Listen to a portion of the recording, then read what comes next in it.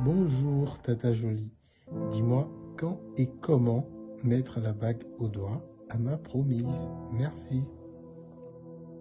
Alors, on est saturé aujourd'hui par beaucoup de concepts de comment il faut faire passer ou il faut mettre la bague au doigt de la promise, de la personne qu'on a choisie, avec qui on veut passer sa vie tout entière. Alors, on est saturé par des images de Hollywood, Bollywood, je ne sais même pas encore quelle industrie encore cinématographique qui nous donne des schémas, Facebook, Instagram, je ne sais pas, on voit des scènes de passage de bagues au doigt, mais possible et inimaginable. Les gens sont vraiment ingénieux, créatifs par rapport à ça. Les Champs-Élysées, les bateaux sur la Seine, à la gare avec des musiciens, des chorégraphies, des personnes qu'on a l'impression qu'ils sont là à attendre le train, mais tout d'un coup ils se mettent à danser et puis les gars arrivent avec une bague, machin, tout ça. Bon, ok. Tout ça c'est bien, super, c'est romantique, c'est bien, ok, d'accord. Sauf que, bon, il y a une culture et il y a une autre. Celle-là en tout cas, je suis vraiment navrée de choquer peut-être, toi qui ne le sais pas. Bon, le monde a sa culture, Dieu a sa culture aussi. Dans la pensée de Dieu et dans la culture de Dieu en tout cas, la femme est toujours sous la couverture spirituelle d'un homme. Lorsqu'elle n'est pas encore mariée, elle est sous la couverture spirituelle de son père.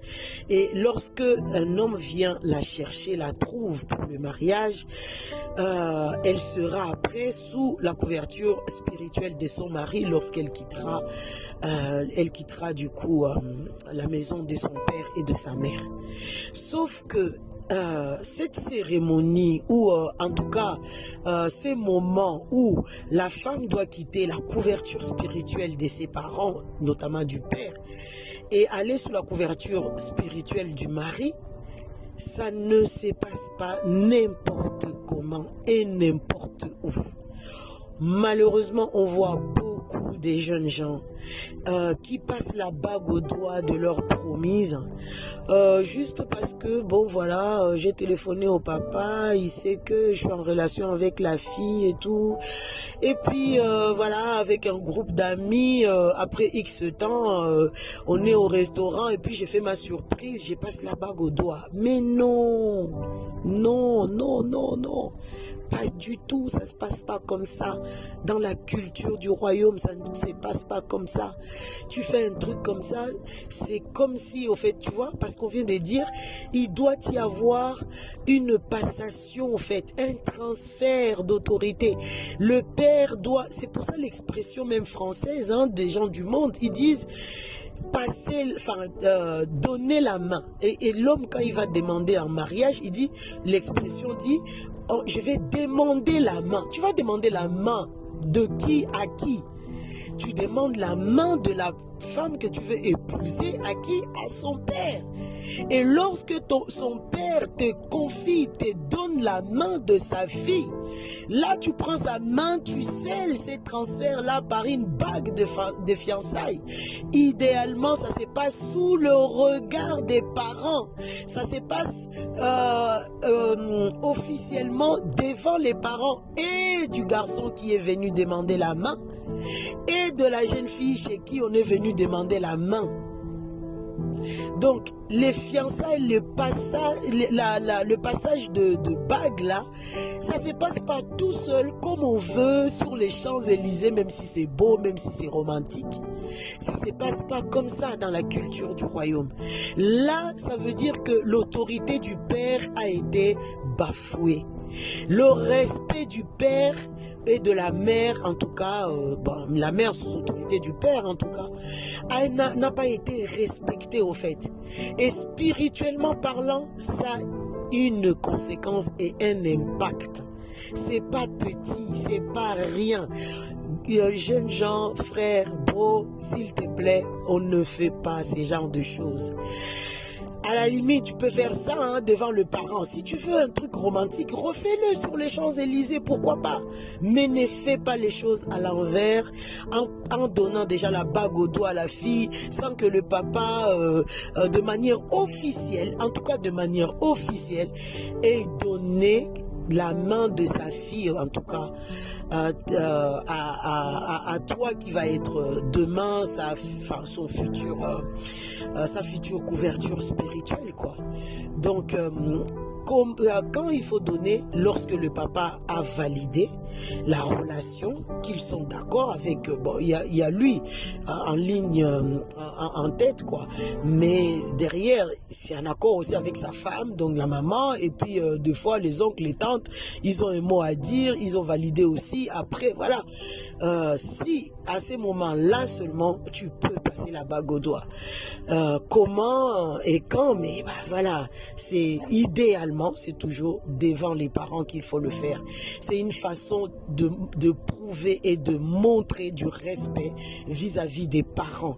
Parce que toi qui vas dire demain, oui, trouver une femme, c'est trouver le bonheur. Ces proverbes-là, c'est tous les hommes qui les chantent. Une fois, il a trouvé la femme de sa vie. Waouh, vraiment, je suis d'accord avec toi, Salomon. C'est lui qui a trouvé une femme, a trouvé le bonheur. Mais dis-toi que ces bonheurs que tu as trouvé, mon frère, ça s'est pas fait comme ça. C'est pas tombé du ciel. Non, ces bonheurs a été travaillé. Ces bonheurs a été, comment dire, on a investi, au fait. Le sale caractère que la jeune fille avait, le parent ont travaillé, le parent l'ont scolarisé, le parent lui ont appris à faire la cuisine. En tout cas, je te souhaite que la femme que tu auras, que ça soit vraiment une vraie femme, hein, qui t'amènera pas au restaurant tous les 4 matins.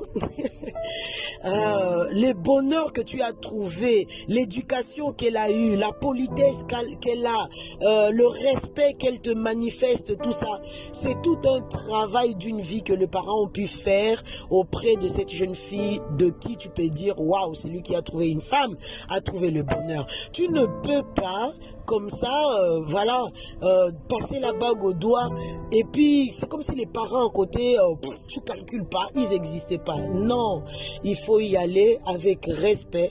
Je reconnais ce que vous avez fait. Je vous remercie pour tout ce travail que vous avez pu faire pour me préparer un tel bonheur, un tel cadeau, et l'expression de ton cœur va parler et c'est là tu vas remercier le papa, la maman, la famille et idéalement, bien évidemment, charger des cadeaux pour leur dire merci.